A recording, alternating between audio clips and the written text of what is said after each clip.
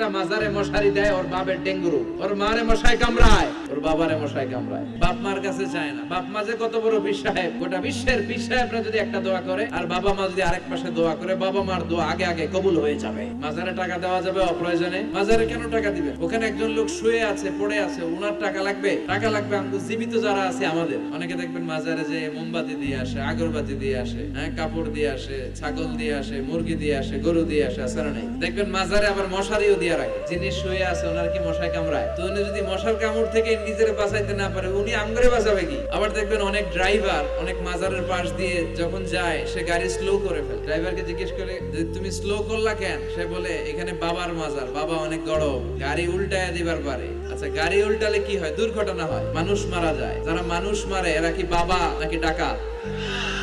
কেমন আল্লাহর ওলি, সে মানুষ মেরে ফেলে। মাজারে যে মানত করা যাবে, মানত করতে হবে একজনের নামে চিৎকার করে বলেন, চিনি কে?